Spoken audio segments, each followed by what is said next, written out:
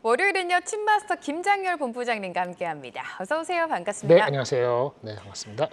월요일 오후장입니다. 시장 지수가 좀 아쉽게 흘러가고 있는데요. 삼성전자랑 하이닉스가 하락으로 전환을 하면서 지수 역시 끌어내려주고 있는 양상인데, 시장이 주목했던 파월 의장의 발언, 금리 인하 가능성은 강력하게 시사를 했고요. 지금 B컷에 대한 가능성도 시장은 열어둔 상태인데, 네. 본부장님께서는 파월 의장의 발언을 어떻게 보셨는지 네네. 좀 이야기를 해볼까요? 일단 파월 네. 의장의 발언은 뭐 장밋빛만 있는 건 아니었어요. 아까 말씀하신 것처럼 분명한 거 금리 인하는 이제 한다. 네. 그리고 지금은 경기 침체는 아니다. 더 악화될 것 같지 않다. 근데 금리 인하는 한다. 무슨 얘기죠? 그럼 0.25는 하겠다는 거 아닙니까? 거기까지는 좋아요. 근데 그 다음이 중요합니다. 경기가 지금 더 악화될 것 같지 않다고 전제를 깔았지만은 네. 혹시 이것이 잘못됐을 경우에 뭔가 하겠다는 뜻을 비쳤거든요. 뭔가 하겠다는 뜻을 그 금리 인하 0.5% 이른바 B컷을 얘기를 했는데 진짜 B컷을 하면요 주시장이 절대 좋지 않습니다. 근데 시장에서는요 B컷이 9월 달에 할 가능성을 바로 30 몇 %로 올렸어요. 그리고 9월 달에 하지 않더라도 11월이나 12월쯤에 한다는 확률이 다 과반수가 넘었어요. 그러니까 이거는 시장이 앞서가고 있는 거고요. 앞서간다는 것이 금리 인하의 50bp의 그 의미가 경기 침체를 두려웠거나 임박했다고 해서 하는 걸로 해석이 되면은 네. 주시장에 결코 긍정적이지 않은 거죠. 그런데 그 확률을 높게 보지는 않았기 때문에 시장에서는 적정하게 그걸 경계심을 갖고 봐야 되는데 미국장이 그렇다고 뭐 소스라치게 놀라게 올라간 건 아니지만은 일단 그런 곳이 투자자의 심리는 좀 앞서간 측면이 없지 않아 있다는 측면을 드리고요. 미국에서 반도체 주식이 많이 올랐죠. 금요일만 보면은 거의 한 2.7%로서 단일 섹터는 많이 올랐거든요. 하지만 여기에 함정이 두 개가 있습니다. 아직도 7월 10일 엔비디아가 고점에서 지금 4% 빠졌는데 그때 대비했을 때는 반도체 지수 자체는 10% 빠진 상태예요. 그리고 금요일 자체도 엔비디아는 올랐습니다만 삼성 하이닉스하고 가장 밀접한 마이크론은 1.7%인가 빠졌거든요. 그리고 장비 업체 어플라이 머티리얼스, ASML, 램 3인방은 헤맸어요. 별로 안 갔어요. 그러니까 이런 측면은 뭐냐면은 그 경기 침체가 별도로 반도체 고점 논란이 주가에 영향을 주고 있다고 판단할 수밖에 없습니다.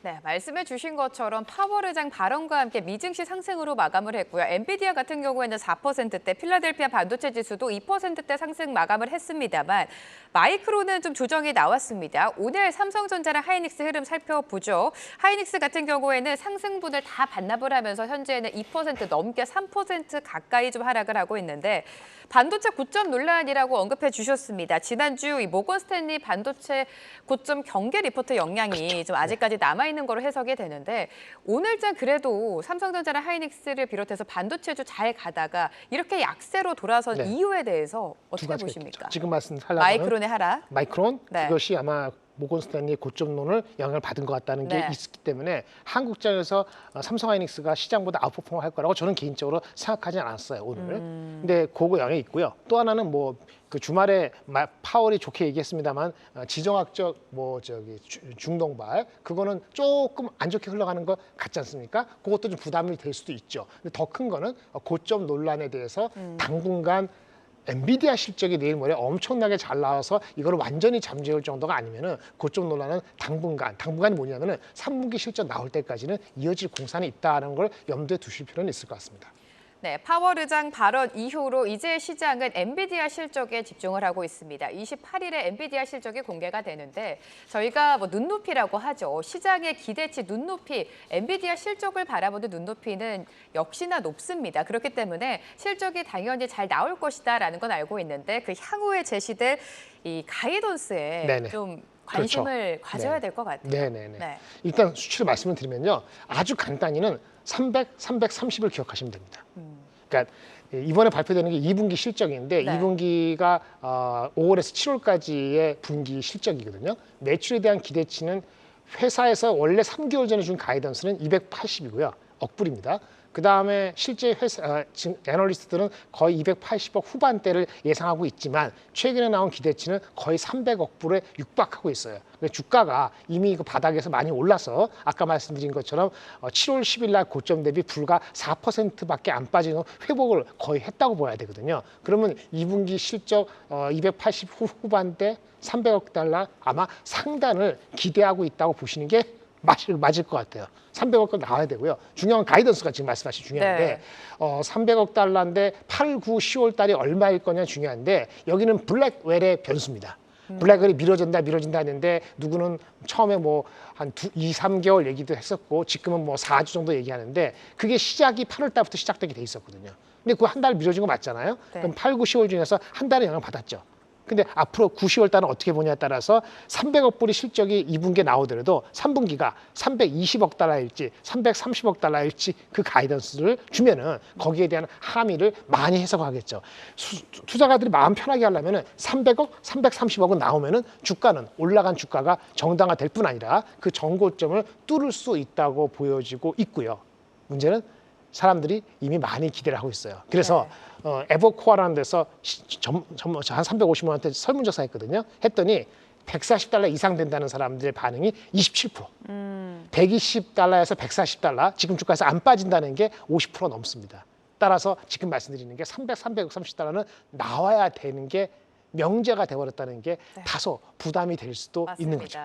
그만큼 실적 기대치가 높은 상황이고요. 블랙웰이 일단은 지연이 됐기 때문에 정확한 출시 일정을 명확하게 해소시켜줘야 투자 심리가 회복이 될 것 같습니다. 계속해서 커지고 있는 AI에 대한 우려를 엔비디아 실적 발표와 함께 불식시킬 수 있을지는 지켜봐야 될 것 같은데 가장 중요한 건 국내 반도체주 흐름입니다. 반도체 삼성전자, 하이닉스뿐만이 아니라 소부장 같은 경우에도 지금 좀 힘을 내야 되는 상황 아니겠습니까? 네네네. 엔비디아 실적 나오기 전까지는 적극적인 걸 띄기는 어려울 것 같아요. 좀 보수적으로 보고요. 저도 포트에서 제가 이렇게 모의 포트 개념으로서 서제스션 하는 제안 드리는 거에서는 반도체가 이미 언더입니다. 언더웨이트. 언더웨이트라서 제로 10이 아니고 우리 시가총액에서요. 미국에서는 25%가 중립이거든요. 한국에서는 아마 삼성전자 때문에 30% 정도는 넘어야 중립일 거예요. 근데 한 20% 남짓? 그러니까 언더를 하는 거죠. 네네. 언제까지 엔비디아가 그런 얘기를 아까 저기 실적이 330억 달러인데 또 하나 중요한 거는 질적으로 좋은 얘기를 해야 돼요. 예를 들어서 자기네 GPU 그거를 쿠다 시스템을 하는 개발자 숫자가 지금 현재 한 510만 명 되고 있는데 이 분기별로 지금 100만 명씩 늘고 있거든요. 그래서 개발자 숫자가 증가된다든지 애플리케이션 GPU를 사용하는 것이 는다든지 이런 거가 나오면 좀 더 보너스가 되겠어요. 이제 그런 거가 아직 확실치가 않은 상태에서는 많이 빠졌을 때 접근할 수도 있습니다만은 그렇다고 하더라도 삼성, 하이닉스 그 다음에 밑에 소부장 봤을 때 앵커님 질문하신 소부장들에 대해서는 월화 수까지는 철저히 너무 많이 빠졌을 때 접근하는 정도 말고는 전체적으로 보수적으로 잡는 것이 맞고요.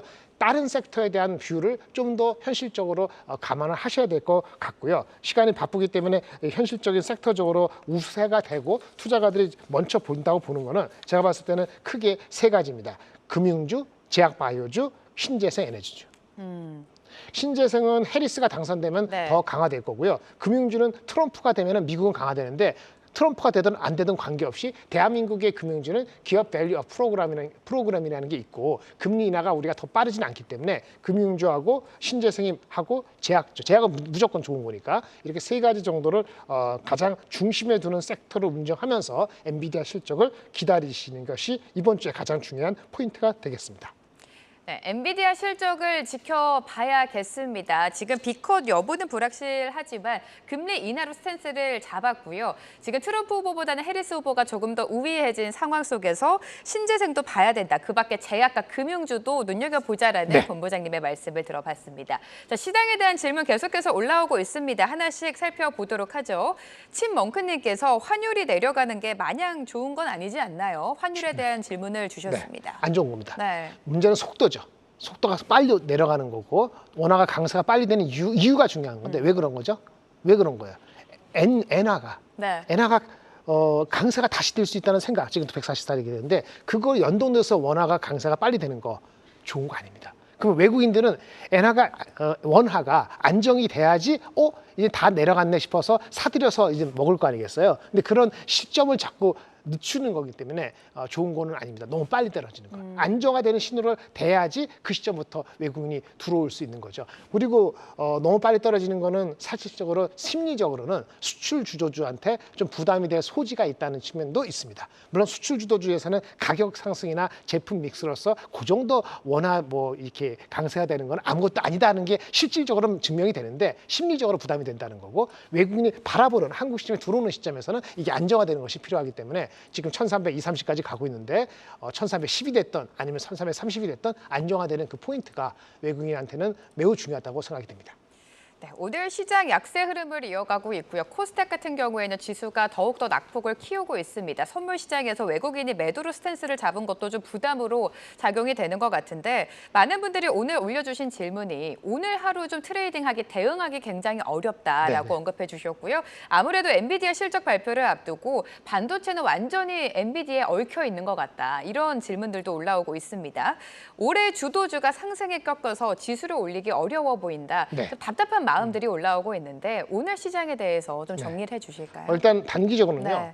지난주에 잘 나왔습니다만 우리나라는 수급도 그렇고 네. 2,700대 안착은 엔비디아 이후. 그 이상은 다음 주에 나올 그 8월 고용 데이터 이런 게 나올 때까지는 아주 편안하게 튄다고 볼 수가 없고요. 아까 말씀드린 그런 섹터 중심으로도 너무 많이 빨리 갔으면 약간 주춤할 때 들어가시는 그런 운영의 묘가 좀 필요할 것 같습니다. 그렇다고 해서 무작정 내려가는 건 아닌데 삼성 같은 경우는 경기 침체가 확실하거나 너무 두렵지 않으면 75,000원, 하이닉스는 아마 경기 침체가 다시 우려되지 않는 이상은 17만 원 이렇게 밑에까지 내려간다고 보기에는 그것도 그 자체적으로는 조금 지나친 비관주의다, 이렇게 말씀을 드릴 수 있겠습니다. 네, 오늘 시장에 대해서 정리를 해주셨고요. 결국에는 계속해서 언급되고 있는 엔비디아 실적, 그리고 다음 달 6일에 발표되는 8월에 고용 보고서까지 체크를 해보면서 시장 대응 전략을 세워보자라는 말씀 들어봤습니다. 월요일에는요, 친마스터 김장렬 본부장님과 함께했습니다. 도움 말씀 감사합니다. 네, 감사합니다.